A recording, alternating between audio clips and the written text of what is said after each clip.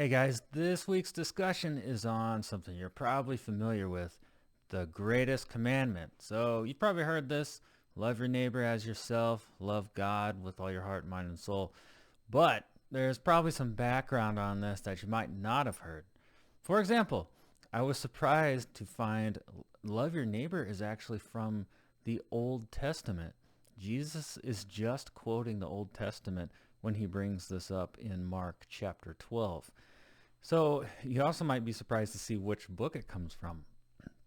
It's from the most unlikely book, Leviticus, which, if you don't know anything about Leviticus, it's the book with all these weird laws like don't eat pork and all this stuff. So that book seems kind of confusing. We don't know what to do with it. A lot of scary stuff. People think of the Old Testament as angry God and scary religious people. At least that's how I grew up thinking about it. So imagine my surprise to find that Jesus is actually quoting love your neighbor from Leviticus. So that's interesting to talk about. I wonder how maybe that might change some of our perspective of the message of the Old Testament.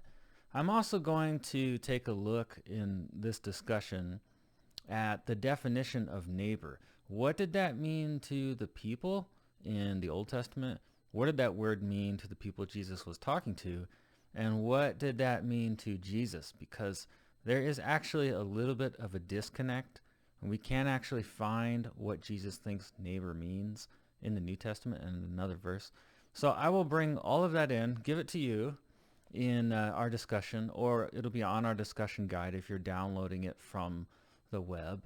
And you guys get to talk about it. Some other interesting things that might come up are, okay, so basically when Jesus said love God and love your neighbor, he's boiling down all of the laws that God gave down to two laws. Everything hinges on love God, love your neighbor. If it's really that simple, then how come people have so much trouble with that today? Why do we see religious people? I know we all make mistakes, but why do we meet religious people who just don't seem very nice to people or maybe hurt us? That's very confusing. So this verse can be a little bit of a filter to try to figure out, okay, is that really what the Bible teaches, or is there more to it and maybe this person just has a misunderstanding? It is a mystery somewhat why people have such a hard time following love your neighbor if it's that simple of a command and that important to Jesus.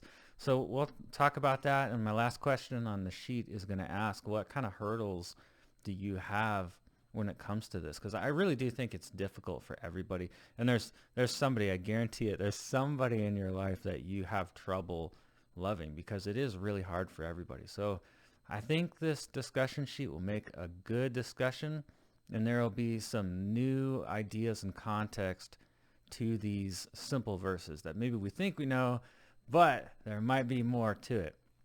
So if you want to come join us at the brewery this week, we're meeting at the Poorhouse, 7 p.m. every Tuesday. We're there in Wichita. And if you're online or you're running your own group, this discussion guide is on our website, breweryministries.org.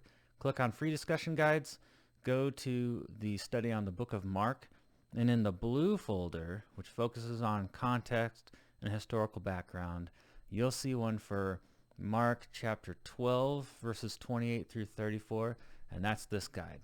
So I hope you enjoy it. If you have feedback on this guide and on the questions, if you're running the group on your own, send us your questions or comments.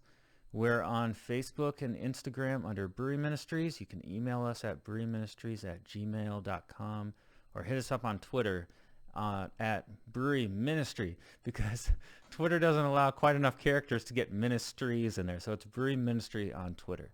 All right, that's a wrap. I will maybe see you this week, and we'll talk soon. Bye.